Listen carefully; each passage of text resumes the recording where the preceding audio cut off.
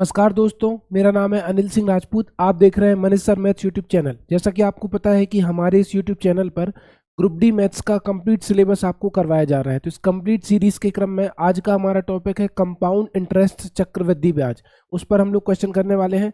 सबसे पहले मैं आपको बता दूं कि हमने कौन कौन से टॉपिक पढ़ लिए हैं। तो हमने नंबर सिस्टम, बॉड मास, दशमलव, भिन्न, एलसीएम, एचसीएफ, अनुपात, समानुपात, प्रतिशत, इसके बाद टाइम एंड डिस्टेंस, समय और दूरी, सिंपल इंटरेस्ट पढ़ लिया है। हमारा टॉपिक क्या चल रहा है? Compound interest.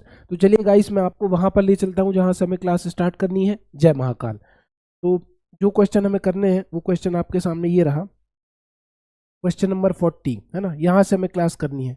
सवाल में क्या लिखा है?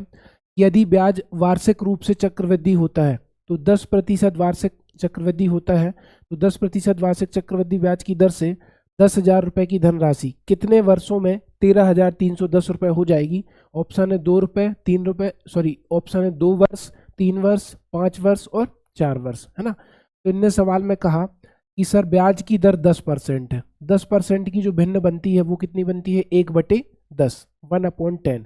कहने का मतलब आपने बैंक में 10 रुपये जमा किया, 10 में 1 रुपये का ब्याज मिला, तो 10 से 11 हो गया, दूसरे साल भी 10 से 11 हो गया और तीसरे साल भी 10 से 11 हो गया। क्वेश्चन में समय निकालना था। मैंने 3 साल ऐसा मान लिया कि पहले वर्ष 10 रुपये पर 1 रुपये ब्याज मिला, दूसरे वर्ष 10 रुपये पर 1 रुपये ब्याज मिला, तीसरे वर्ष 10 रुपये पर 1 रुपये ब्याज मिला। 10 गुणित 10 गुणित 10 कितना हो गया? 1000। 11 गुणित 11 गुणित 11 कितना हो गया? 1331, है ना। तो 1000 रुपये की धनराशि 1331 हो गई, जबकि सवाल में लिखा है 1000 नहीं 10,000 की धनराशि। तो सीधी सी बात है, हमारे हिसाब से मूलधन 1000 है, सवाल के हिसाब से मूलधन 10,000 है और मिश्र धन 13,310 है। तो कहने का मतलब मूलधन हमारा 10 गुना है और मिश्र धन भी 10 गुना है। लेकिन समय जो आपको लगने वाला है वो 3 वर्ष का ही समय लगने वाला है। एक जीरो हमने यहाँ पर बढ़ा दिया, एक जीरो यहाँ पर बढ़ा दिया, तो उस कंडीशन में हमारा जो समय लगेगा वो कितना लगेगा? 3 वर्ष। अगले क्वेश्चन की तरफ चलते हैं। अगला क्वेश्चन क्या कह रहा है कि यदि चक्रवृद्धि ब्याज पर निवेशित एक निश्चित धनराशि 6 वर्ष में स्वयं की दोगुनी हो जाती है, ब्याज की गणना वार्षिक चक्रवृद्धि आधार पर होने की स्थिति में, तो समान ब्याज दर पर यह राशि कितने वर्ष में स्वयं की 8 गुनी होगी? ब्याज की गणना वार्षिक चक्रवृद्धि ब्याज के आधार के अंतर्गत होती है। आपने बैंक में 1 रुपये जमा किया, 1 रुपये का 2 गुना कितना हो गया? 2 रुपये। और क्वेश्चन में लिखा है कितने वर्ष में दोगुनी हो रही धनराशि? 6 वर्ष में। अब इनने बोला धनराशि को 8 गुना करना है, तो चक्रवृद्धि ब्याज के केस में धनराशि समान अनुपात में बढ़ती है। 1 का डबल 2, 2 का डबल 4 और 4 का डबल 8। जब यहाँ पर 6 वर्ष लगे तो यहाँ पर भी 6 ईयर लगेंगे, यहाँ पर भी 6 ईयर लगेंगे, तो 6 दूनी 12 तिया 18। कितना समय आपका लगेगा? 18 वर्ष का आपका समय लगेगा। अगले सवाल की तरफ चलते हैं। चक्रवृद्धि ब्याज पर निवेश की गई धनराशि 10 वर्ष में स्वयं की दोगुनी हो जाती है, तो समान ब्याज दर पर समान धनराशि कितने वर्ष में स्वयं की 16 गुनी हो जाएगी? अगर 1 रुपये मान लो आपने बैंक में जमा किया, तो क्वेश्चन में लिखा है कि 10 वर्ष में ये दोगुना हो जाता है। और चक्रवृद्धि ब्याज के केस में धनराशि समान अनुपात में बढ़ती है, तो 1 का डबल 2, 2 का डबल 4 और 4 का डबल 8 और 8 का डबल 16। धनराशि को 1 रुपये से 16 रुपये करना था। ये वाई नहीं आएगा, सॉरी, यहाँ पर है ना, यहाँ पर रुपये आएगा। 1 रुपये से, है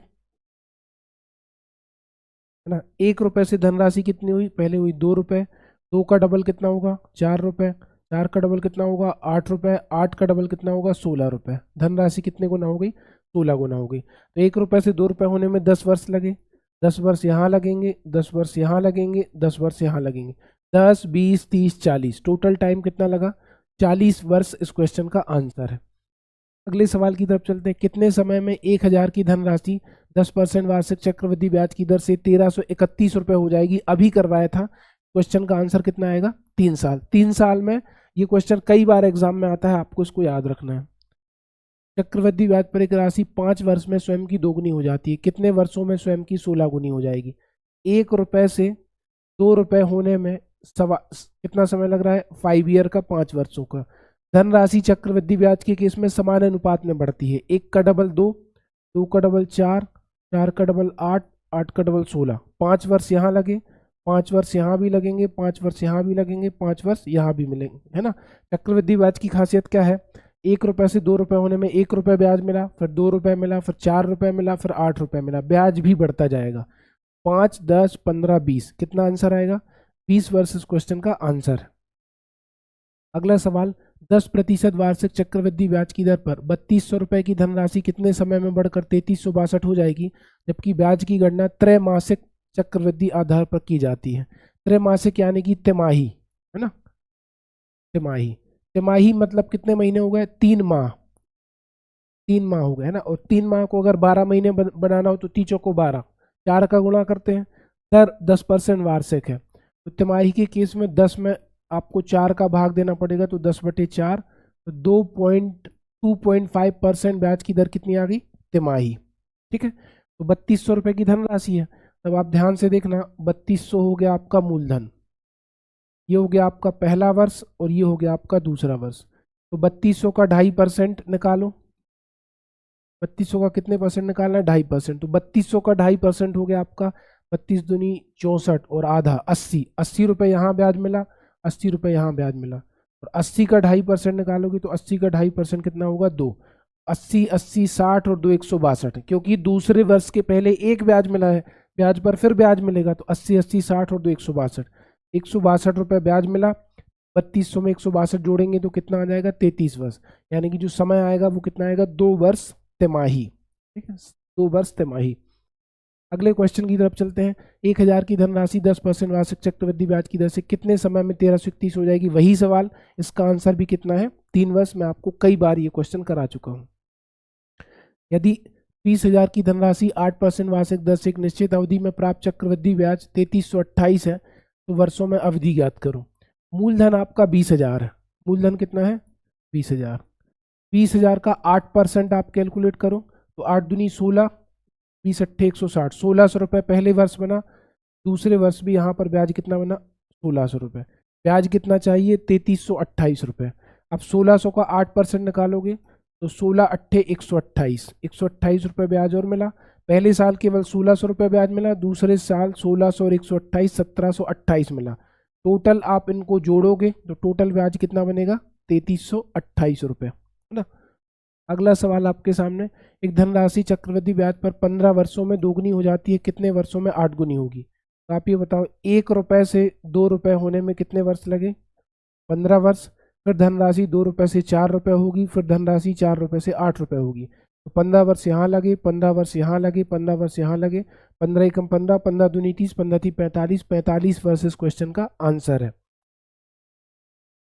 आज का लास्ट सवाल है ना। तो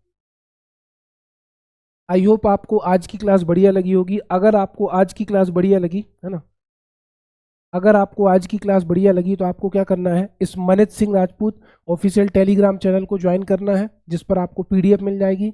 और हमारा चैनल मनीष सर मैथ्स, इसको सब्सक्राइब करना ना भूलें। Thank you so much guys, मिलते हैं नेक्स्ट वीडियो में इस तरह की। धन्यवाद।